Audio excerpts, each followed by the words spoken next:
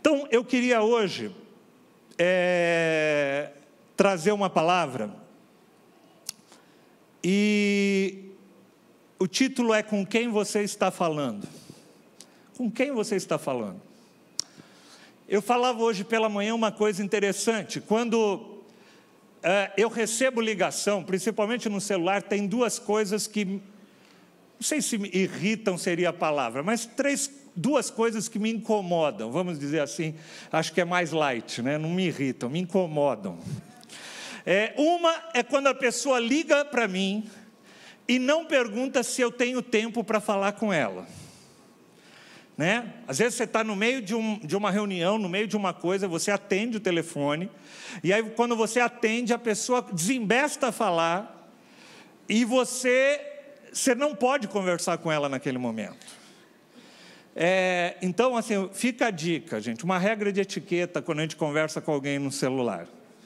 Primeira coisa, quando você liga para alguém, principalmente no celular, porque o celular você está entrando, a pessoa às vezes pode estar nos lugares mais escusos que você pode imaginar, fazendo as coisas mais improváveis do mundo, né? Você liga para a pessoa, a primeira coisa que você fala, você pode falar comigo agora?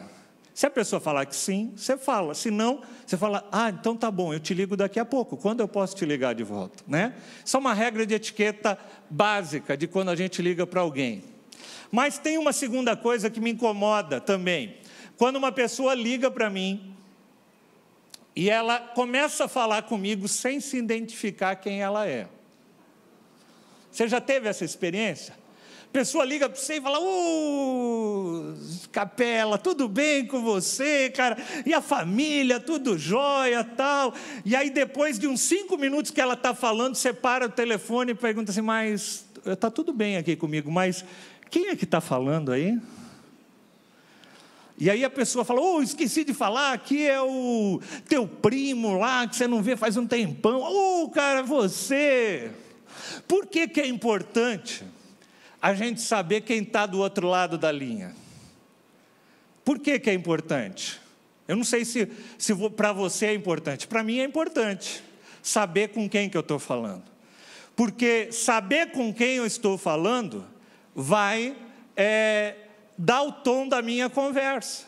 Se é alguém íntimo meu, eu vou ter um jeito de tratar com a pessoa. Né? Você pega o telefone e fala, Jacaré, o que você está fazendo aí, cara? Né? Mas tem que ser alguém íntimo. Né?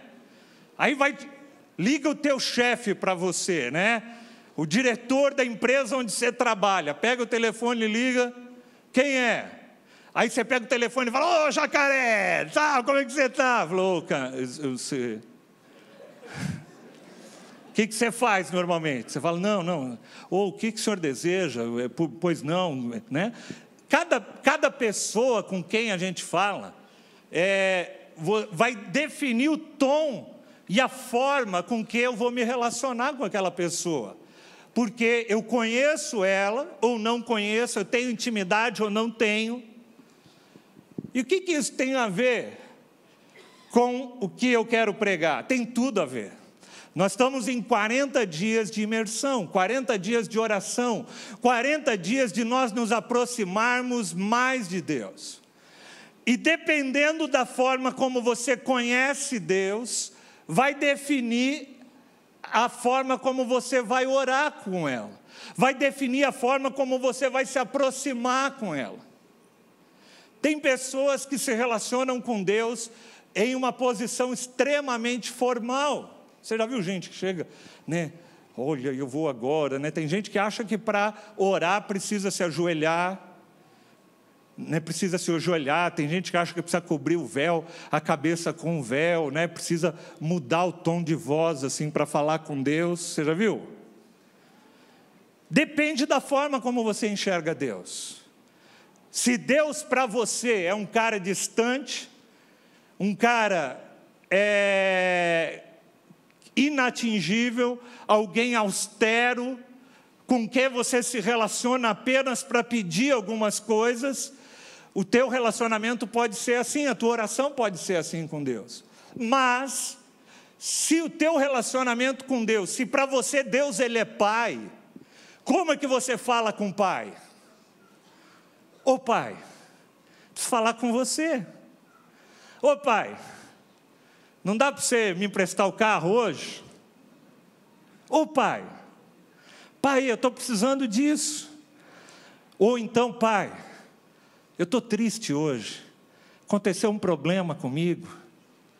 Eu me lembro que quando meu pai era vivo, era assim que eu me relacionava com ele. Eu costumava ir de domingo na casa do meu pai, sentava lá na sala, falava daquilo que tinha acontecido durante a semana, das lutas, dos desafios, das conquistas.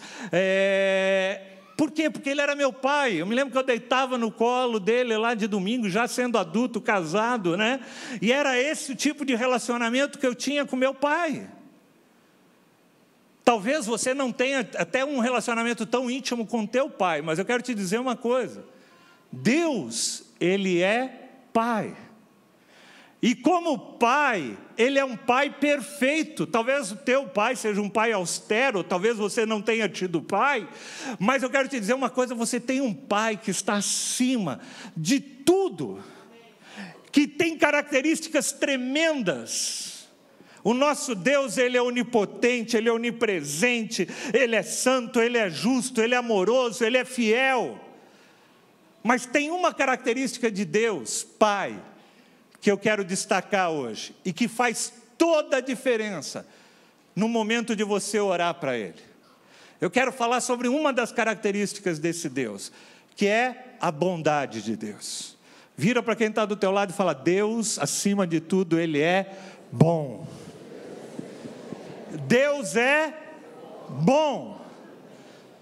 Em todo tempo Deus é bom. Deus é bom o tempo todo. Todo tempo Deus é bom. Deus é bom o tempo todo. E a gente precisa entender isso. Porque se a gente não entender isso, gente, a gente vai para a presença de Deus de uma forma enviesada, de uma forma errada. A gente não vai saber nos apresentar em oração e chegarmos a Ele. E eu quero falar sobre algumas características que nos mostram como Deus é bom, existem algumas consequências disso. Quando a gente entende que Deus é bom, a gente entende que os planos dEle para a minha vida serão sempre bons. Você está acompanhando? Quando eu entendo que Deus é bom, eu entendo que todos os planos dEle para a minha vida são bons. Tem gente que olha e pensa que, não, mas Deus privilegia alguns e outros não. Acho que Deus gosta mais do fulano de tal, porque o fulano de tal é mais bonzinho do que eu, porque o passado dele foi melhor que o meu. Não! Deus ama a todos, indistintamente, a palavra de Deus diz. A palavra de Deus diz que Deus amou o mundo, amou a cada um de nós, que Ele deu o que Ele tinha de mais precioso, o seu Filho amado. Então, quando nós entendemos que Deus, Ele é bom, nós entendemos que os planos dEle para a nossa vida sempre serão bons. Olha o que diz um texto lá de Jeremias, um texto que a gente vira e mexe, declara ele. Jeremias 23, do versículo 11 ao 13, diz assim, porque sou eu que conheço os planos que eu tenho para vocês, diz o Senhor.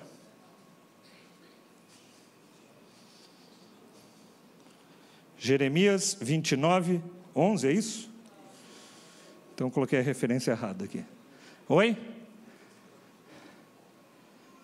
23, 11, 29, 11. Bem, porque sou eu que conheço os planos que eu tenho para vocês, diz o Senhor. Planos de fazê-los o quê? Prosperar. Qual é o plano que Deus tem para mim e para você? Deus tem plano de que você viva uma vida medíocre? Não. Deus tem plano que você viva infeliz a tua vida inteira? Não. Os planos de Deus, Ele diz assim, sou eu, é Deus falando através do profeta Jeremias, sou eu que conheço os planos que eu tenho para vocês. Eu quero que você entenda uma coisa, quando você nasceu, Deus já tinha um plano traçado para a tua vida, e os planos dele são de fazer a mim e a você prosperar. Quando eu estou falando prosperar, eu não quero que você se atenha à palavra prosperar, como talvez muitas pessoas se agarram a ela e entendem prosperar só do ponto de vista material. Nem todos aqui Deus tem o plano de fazer você ficar rico. Alguns Deus vai ter o plano de fazer você ficar rico. Alguns Deus vai ter o plano de você viver ali na média. E tem alguns que Deus vai, durante muito tempo, fazer você viver ali sempre no limite. Mas uma coisa eu sei. Os planos de Deus são de que o justo nunca mendigue o pão. Que nunca falte o pão na tua casa. Que nunca falte a provisão de Deus na tua casa. Quando a palavra de Deus fala de nos fazer prosperar, a vontade de Deus é que a gente se prospere, não só no plano material, mas principalmente no plano interno da nossa vida. Deus quer que a gente cresça como indivíduo, como marido, como esposa, como homem de Deus, como mulher de Deus. O plano de Deus sempre para nós é de nos fazer crescer. Como eu disse aqui do casamento, por exemplo, o plano de Deus para um casamento é que o casamento a cada ano que passe fique melhor do que o ano anterior. Esse é o plano de Deus. Planos de fazê-los prosperar e não de causar a vocês dano. Tem gente que acha que, pastor, sabe, aconteceu aquele infortúnio na minha vida, deve ter sido Deus. Deus não tem nada a ver com isso. Deus não quer ver o sofrimento do seu justo, dos seus filhos. O plano de Deus é de nos fazer prosperar e não de nos causar danos. Planos de dar a nós esperança e tiraram aí o versículo que estava lendo ali. Planos de dar esperança e futuro. O plano de Deus para a nossa vida é esse. E quando a gente entende isso, a gente vai para a presença do Senhor e a gente entra na presença do Senhor em oração, já sabendo aquilo que Deus quer para a nossa vida. Deus quer o melhor para o teu casamento, para a tua vida, para o teu ministério, para tudo aquilo que você faz. E normalmente a gente fala desse texto de Jeremias 29:11, só que esse texto não acaba aí, ele continua dali para frente. E ele vem com uma segunda parte que normalmente a gente desconecta da primeira. E olha o que diz a segunda parte. Então, vocês clamarão a mim, virão o quê? Orar a mim, e eu os ouvirei. Vocês me procurarão e me acharão, quando vocês me procurarem de todo o seu coração. Olha que promessa tremenda. Há um propósito de Deus para a nossa vida, e há uma promessa que Ele libera para aqueles que entendem essa promessa e esse propósito e vão para a presença dEle em oração de acordo com esse propósito. Olha, então vocês clamarão a mim e vão orar a mim e eu os ouvirei. Vocês me procurarão e me acharão. Há uma conexão entre o propósito de Deus para a minha vida e a oração. Quando você entende a bondade de Deus, quando você entende que Deus tem o melhor para você, muda a perspectiva da tua oração. Muda a forma de você se relacionar com Ele. Porque você sabe que o teu Pai, Ele é bom. E que Ele quer o melhor para você. É como um adolescente que às vezes chega para um pai e pede uma coisa. Pai, eu queria ir num lugar tal. E o pai mensura e acha que aquilo é perigoso. Ir para aquele local, aquela hora é perigoso. Ele fala, não. Se você tem a consciência que o teu pai quer o melhor para a tua vida, você vai entender aquele não como alguma coisa boa. Se você não entende que teu pai tem um melhor para a tua vida, porque normalmente adolescente acha que o pai é aquele cara que quer boicotar ele, né? Não, meu pai quer me tesourar, por isso que ele fala assim. Normalmente é assim que os jovens pensam. E muitas vezes é assim que nós adultos vamos para a presença de Deus. Outro dia eu vi um testemunho, né? Teve até uma jovem aqui da igreja que falou que ela testemunhou na volta do encontro, né? Da decepção que ela tinha ficado com Deus, porque ela tinha pedido algo para Deus e Deus não havia respondido ela. Por quê? Porque às vezes a gente não entende o caminho e os planos de Deus. Eu queria que você entendesse o seguinte: porque Deus é bom, os planos dele para a minha vida sempre serão bons. Guarda isso no teu coração. Deus não tem planos. Ah, não, para alguns Deus tem um plano bom, para mim, não. Salmo 31, versículo 19 diz assim: como é grande, Pai, a tua bondade, que reservaste para aqueles que te temem, e que à vista dos homens concedes àqueles que se refugiam em ti. A palavra de Deus também diz lá em Romanos 8, 28, Senhor, nós sabemos que todas as coisas cooperam para o bem daqueles que o amam. Quando a gente entende que Deus tem um plano e o plano dele para nós é bom, mesmo que a gente não esteja entendendo quando a gente está vivendo, a gente entende e fala: Senhor, eu não sei qual é o plano, eu não estou entendendo, mas eu sei que o teu plano para a minha vida é bom, e eu me submeto a ele. Você viu como muda a forma como nós oramos?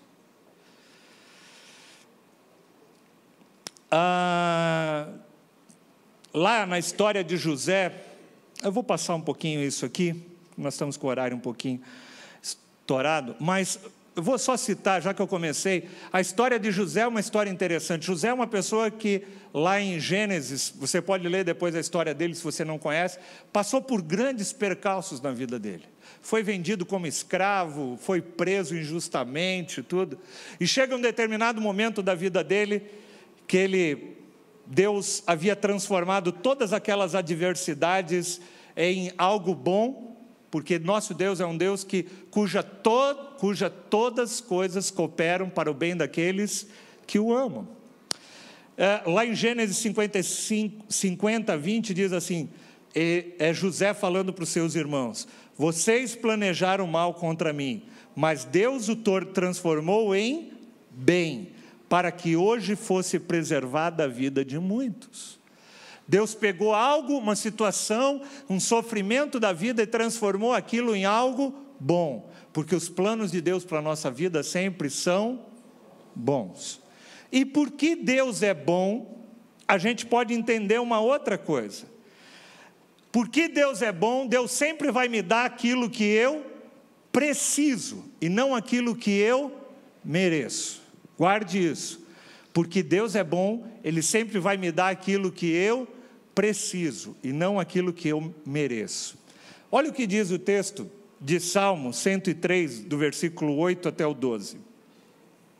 O Senhor é compassivo e misericordioso, muito paciente e cheio de amor, não acusa sem cessar e nem fica ressentido para sempre. Não nos trata conforme os nossos pecados, e nem nos retribui conforme as nossas iniquidades. Pois como os céus se elevam acima da terra, assim é grande o seu amor para aqueles que o temem. E como o Oriente está longe do Ocidente, assim afasta para longe de nós as nossas transgressões. Deus não nos dá aquilo que a gente merece. E isso mostra a bondade de Deus. Eu não sei quantos têm entendido, amados, mas eu e você não somos flor que se cheire.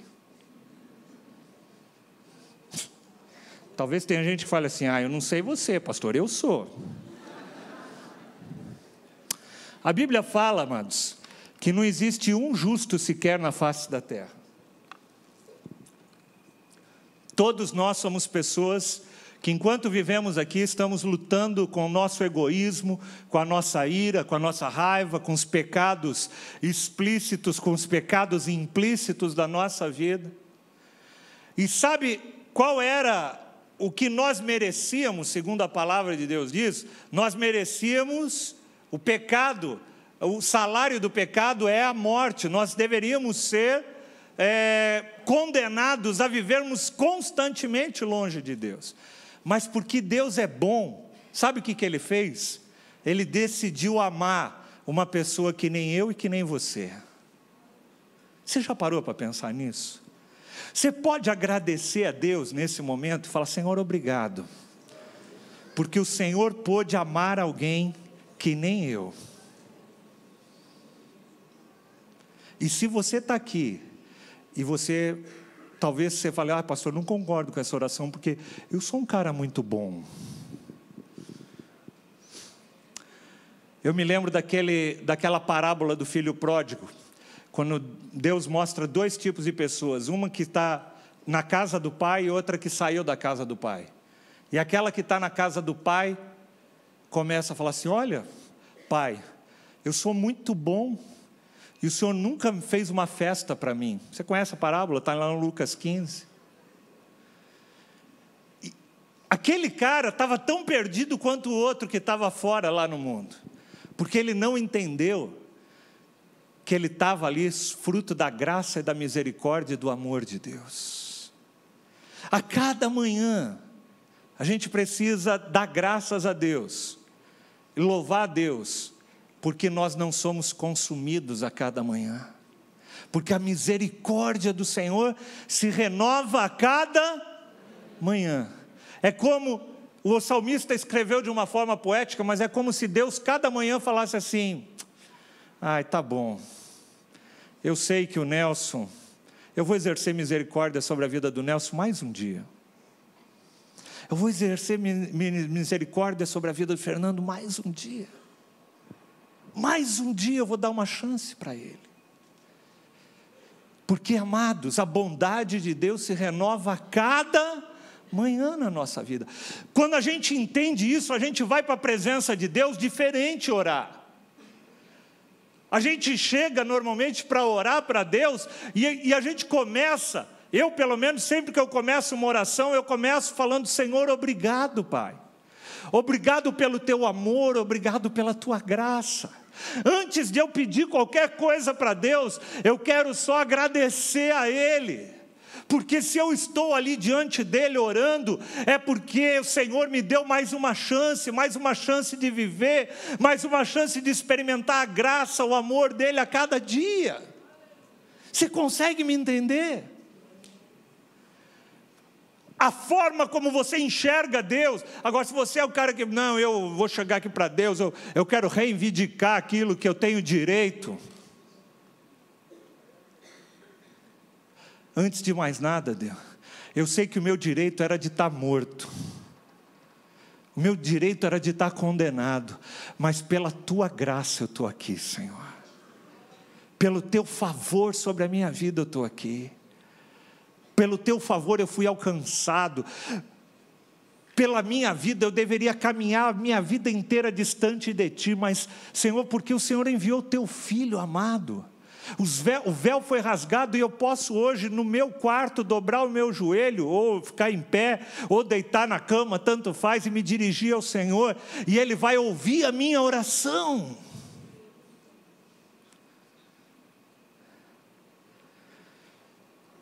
Porque Deus é bom, Ele não nos dá aquilo que nós merecemos, mas Ele dá aquilo que nós precisamos, e nós precisamos do amor, da graça dEle sobre a nossa vida.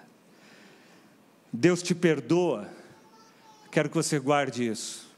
Deus te perdoa não porque você é bom, Deus te perdoa porque Ele é bom. Guarda isso, repete de novo para você mesmo.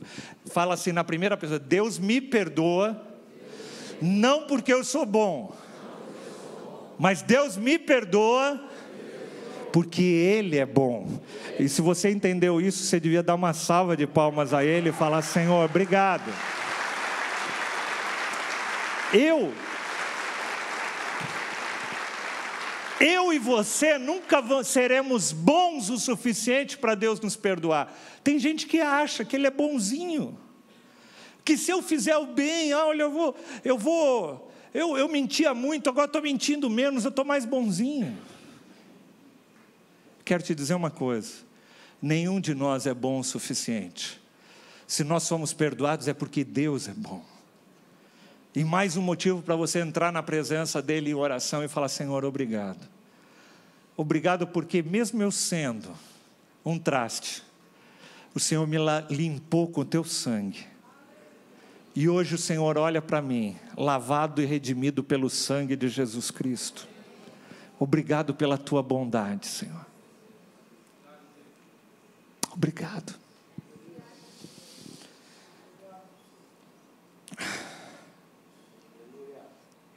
Pai, ainda que Salmo 27, versículo 10 diz: ainda que me abandonem o meu pai e a minha mãe, o Senhor me acolherá. Ainda que um pai e uma mãe abandone, o nosso Deus é um Deus que nos acolhe, que nos recebe, que nos perdoa. Dentro daquela imagem do filho pródigo, tanto aquele filho que saiu, que aprontou, que fez descaso do pai, quando ele volta para casa, o pai o recebe com todo amor, porque essa é a natureza de Deus. A natureza de Deus é ser bom. E aquele jovem volta para a casa do pai, sem calçado, com a roupa rasgada, e o pai fala assim: agora você vai ver o que você vai fazer, agora você vai ter que me pagar por tudo que você aprontou comigo, meu filho. Foi isso que ele fez? Falou assim: olha, traz um anel, traz a sandália, traz roupa, veste ele e nós vamos dar uma festança. Sabe por quê? Porque o caráter de Deus ele é bom. Porque Deus é bom, nós podemos entrar na presença dEle. Lá em Hebreus 11 diz assim: aproximemo-nos do trono da graça com toda a confiança, a fim de recebermos misericórdia. Quando a gente entende a bondade de Deus, a gente pode ir para a presença dEle, orar e falar: Senhor, eu posso entrar com confiança, porque eu sei que eu tenho um Deus que vai me perdoar, que vai derramar da sua graça, da sua misericórdia e do seu perdão sobre a minha vida. Muda, vocês estão entendendo? Muda a forma de você orar a Deus, muda a forma de você se relacionar com Deus. Mas tem mais uma característica que comprova a bondade de Deus, porque Deus é bom. Deus colocou o meu bem, o teu bem, acima do próprio bem dele. Nós temos o exemplo de Jesus Cristo. A Bíblia diz que Deus nos amou tanto que Ele deu o que Ele tinha de mais precioso, o seu Filho, para que viesse na forma de homem, que morresse, que sofresse todas as injustiças, que levasse todo o pecado da humanidade sobre Ele, para que Ele morresse. Sabe para quê? Para que eu e você tivéssemos vida e acesso ao Pai. Todas as histórias de filmes, se você já assistiu alguma história de filme de rei, sobre reinado e tal, você sempre vai ver todo mundo protegendo o rei. Não é isso que acontece?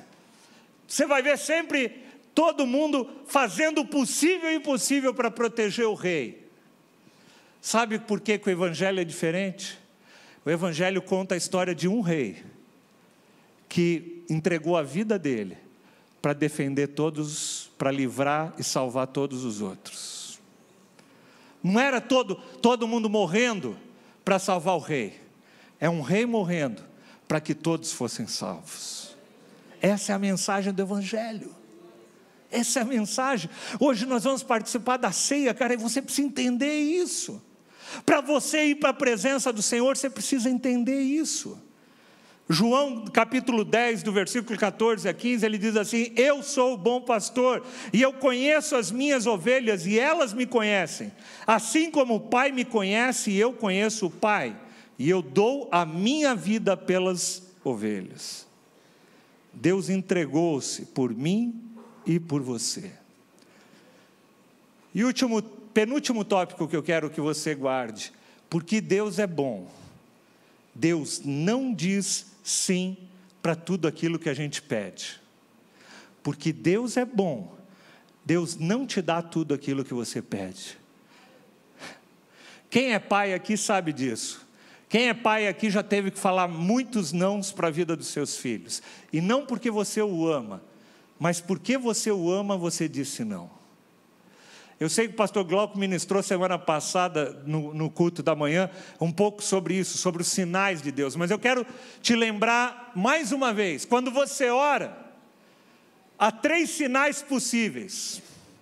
O primeiro, Deus pode falar, não. Eu não vou te dar isso. Por quê? Porque não. E você vai continuar sabendo que Deus é bom. Você lembra de Jesus, quando Jesus ora ao Pai e fala assim: Pai, se possível, dá para eu não ir para a cruz? Dá para me livrar daquele cálice? E o Pai falou: não, não dá. Quando você ora para Deus, Deus pode falar para você não. E mesmo falando não, Ele continua sendo bom. Mesmo falando não, Ele continua sendo bom. Às vezes Deus vai te dar uma luz amarela, vai falar assim: ainda não é o tempo, espera um pouco. Quantas coisas eu já pedi para Deus e Deus me fez um grande período para esperar. A gente vê na história entre Abraão, entre o pedido de Abraão e ele conceder a graça de um filho, Abraão, houve um tempo de espera. Há muitas histórias entre a unção de Davi e Davi assumir um trono, houve um tempo de espera. Às vezes Deus quer que você amadureça primeiro. Às vezes Deus quer que você cresça mais para você poder receber aquilo. É como se fosse fazer um exemplo, talvez é como se o teu filho chegasse para você com 12 anos e falasse: pai, me dá um carro. Me dá teu carro para eu dar uma volta. Você vai falar: não, filho, ainda não. Você precisa crescer um pouquinho mais. Você precisa amadurecer um pouquinho mais. Quando você fizer, depois dos teus 18 anos, você tirar a carta e tal, eu posso talvez te dar. Deixar você andar. Deus pode falar não, e Ele continua sendo bom. Deus pode falar para você: espera um pouco, e Deus continua sendo bom. Ou Deus pode falar: ok, filho, e liberar aquilo que você tem pedido, aquilo que você tem clamado na presença dEle. Mas em todas essas situações, Deus continua sendo bom, porque Deus, Ele é bom, e você precisa entender isso. Então quando você entende isso, você vai para a presença de Deus e você ora, como Davi fala: Senhor, Pai, resolve esse problema, os caras estão rindo de mim, os caras estão fazendo bullying comigo. Falei isso outro dia nos adolescentes, mas é bem verdade, né? Salmo 13, ele fala mais ou menos isso. Estão fazendo bullying comigo, tudo, os caras ainda estão zombando de mim. Mas Deus, eu não sei o que o Senhor vai fazer, mas eu sei que o Senhor é bom, e eu vou continuar louvando e te adorando.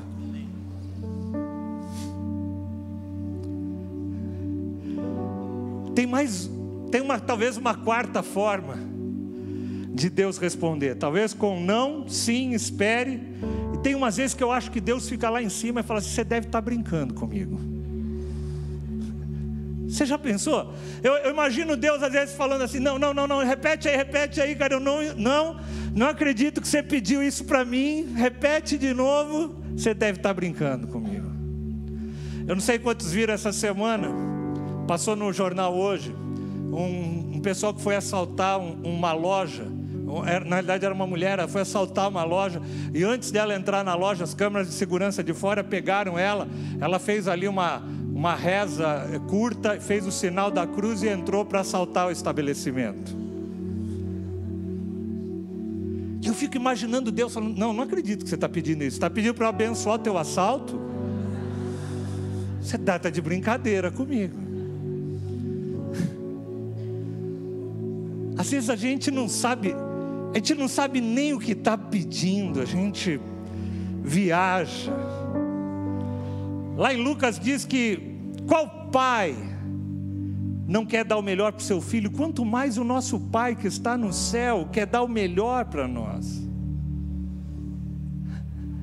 Lá em Mateus 20, 21 e 22, tem uma dessas orações que Deus falou: você está de brincadeira. Você lembra que eles chegam lá em Mateus 20, de 21 a 22, e diz assim: o que você quer? Perguntou ele. E um dos seus discípulos respondeu assim: olha, declara que no teu reino, a mãe dos discípulos, esses meus 2 filhos se assentarão, um do teu lado direito e outro do teu lado esquerdo. Sabe aquele negócio de mãe querendo dar uma forcinha para os filhos? Isso tem na Bíblia também, né? Está lá as mães do discípulo: ô Jesus, não dá, quando você entrar lá no reino e tal, não dá para você dar um jeitinho, não, ó, senta um do teu lado direito, outro lado esquerdo, para a gente tirar uma foto, botar no Facebook, vai ser tremendo. E aí Jesus diz no versículo 22, você não sabe o que você está pedindo, você está de brincadeira. Vocês podem beber o cálice que eu vou beber? Eles não tinham ideia do que estava pedindo. Jesus falou assim: será que você tem ideia? Você sabe o que eu vou passar? Será que teus filhos estão preparados para passar aquilo que eu vou passar agora nesse momento? Será que eles estão preparados para ir para aquela cruz e morrer crucificados naquela cruz? Às vezes a gente é tão tolo naquilo que a gente pede que a gente nem sabe direito o que a gente está pedindo. Mas uma coisa tem de bom: mesmo assim Deus, Ele continua sendo bom. Eu acredito que tem vez que Deus deve dar uma risada e deve falar: não, deixa, fazer de conta que eu nem ouvi o que Ele falou. Deus é um bom Pai.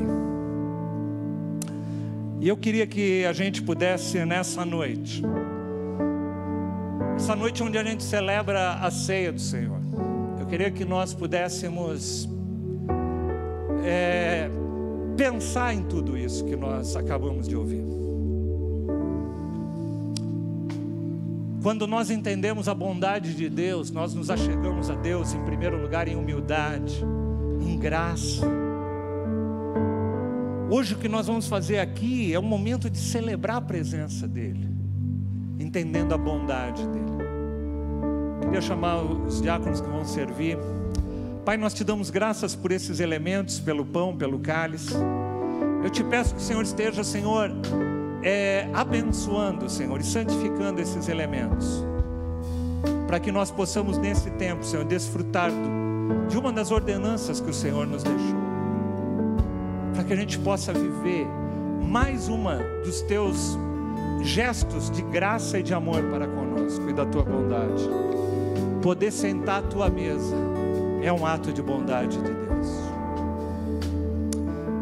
Nós oramos e consagramos esses elementos em nome de Jesus.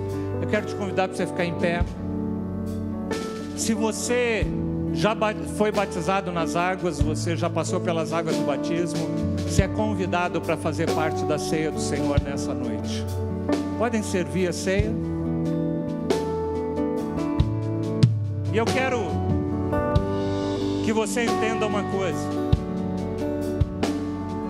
quando você pegar esse pão e esse cálice, você olhe para ele e fala: obrigado, Senhor, pela tua bondade, porque eu não sou merecedor, mas o Senhor tem derramado da tua bondade para comigo.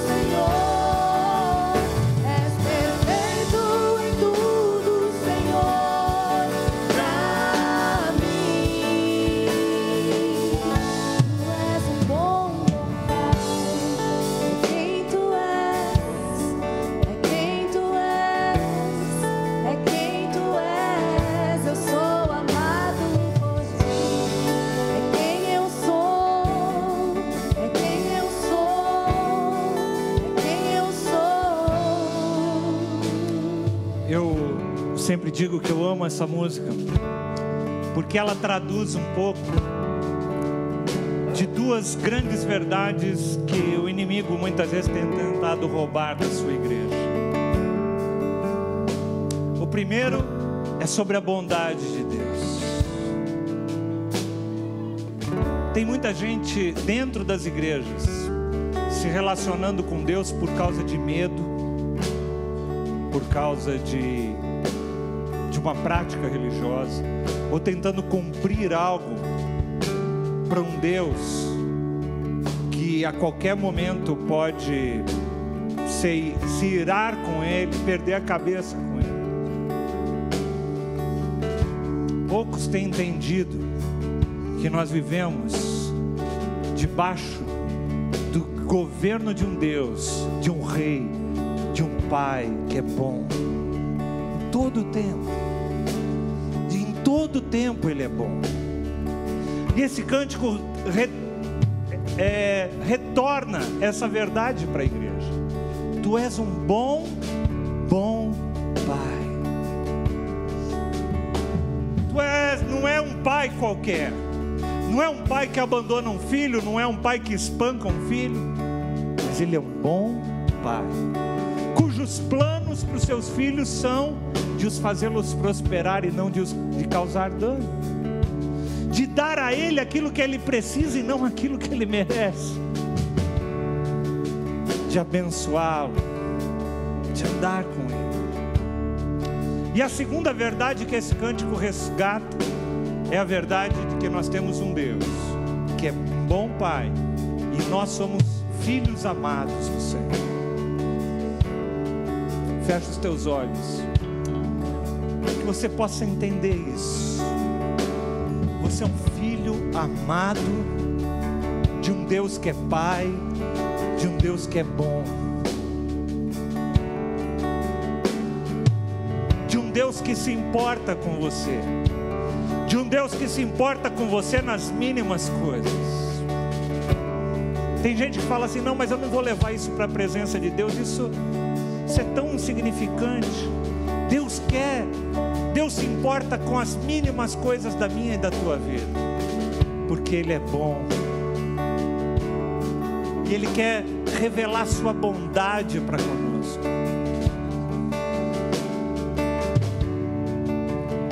Quando nós olhamos para esse pão, nós entendemos uma parte desse amor, uma parte dessa bondade. Nós entendemos que Deus, Ele é tão bom, que Ele preferiu o nosso bem, ao invés do bem dEle. Jesus se esvaziou de toda a sua glória, e assume a forma de homem, para morrer numa cruz, para levar o pecado que era meu e teu, levar na cruz sobre Ele, para que Ele morresse, para que nós não precisássemos morrer, e para que nós pudéssemos ter vida eterna. Jesus, quando senta com seus discípulos, parte o pão e o dá a eles e fala assim: esse aqui é o meu corpo que eu dou por vocês, tomai e comei. Eu quero que você hoje, ao comer desse pão, agradeça a Deus. Agradeça a Deus a bondade. Essa semana eu ouvi uma frase muito interessante. Fala: quando eu penso no sacrifício de Jesus, eu me entristeço profundamente, porque Jesus teve que morrer pelos meus pecados. Mas quando eu olho para o sacrifício de Jesus, eu me alegro profundamente, porque Jesus morreu pelos meus pecados. Eu me entristeço porque eu fui o causador, mas eu me alegro porque eu tive um Redentor, porque eu tive alguém que me amou mesmo antes de eu o amar. Eu quero que você participe do pão com esse entendimento, agradecendo a esse Deus que é bom.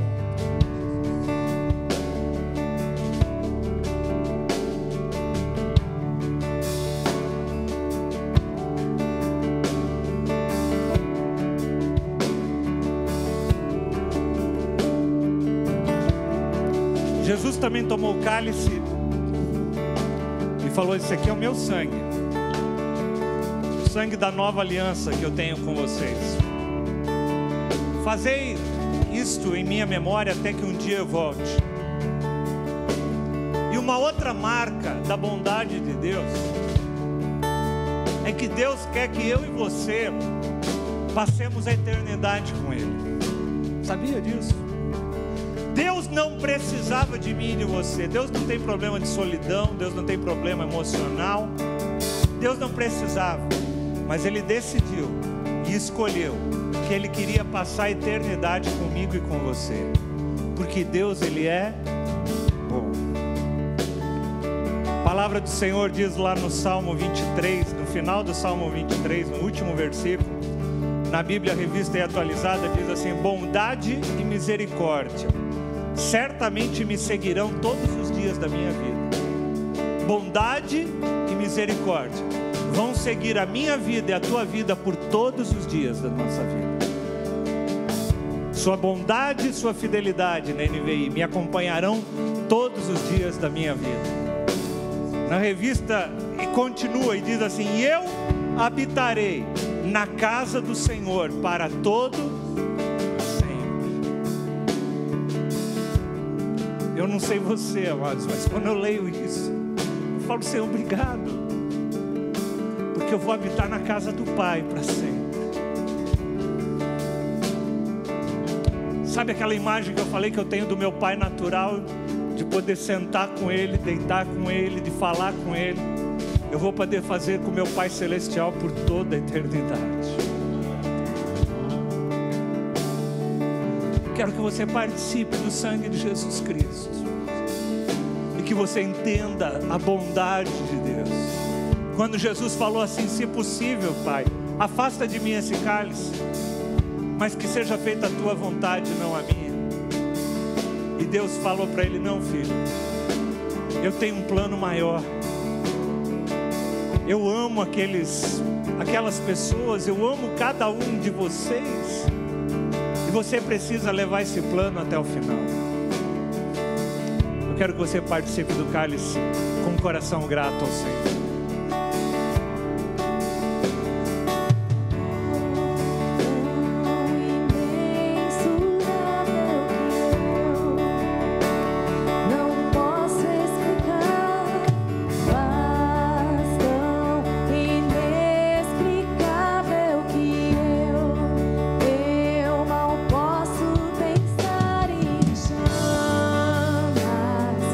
Mais profundo me chama.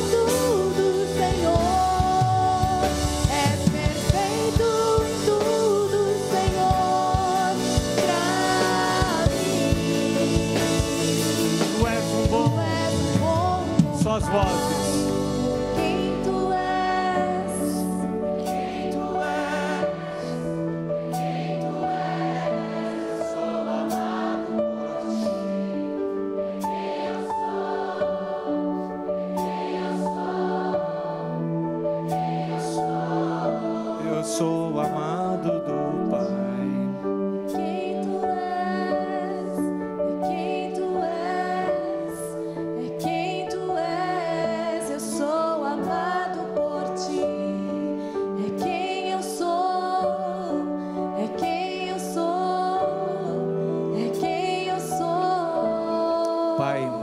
Nós te damos graças pelo teu amor e pela tua bondade para conosco.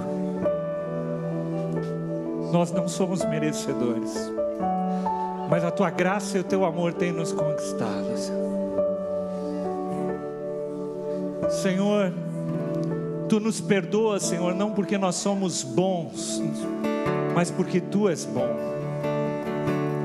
Senhor, continua a tua obra nas nossas vidas e através das nossas vidas.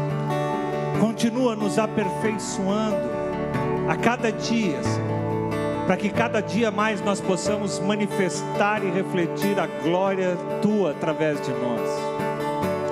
Que o amor de Deus, desse Deus que é bom, desse Deus que é Pai, que a presença, a graça do nosso Senhor Jesus Cristo, que o consolo, a direção e o ensino do Espírito Santo esteja sobre cada um de nós ao longo dessa semana, nos dando graça para a gente experimentar e viver e demonstrar a bondade tua neste mundo. Que Deus abençoe a tua semana, vá na paz do Senhor e que Deus te abençoe em nome de Jesus.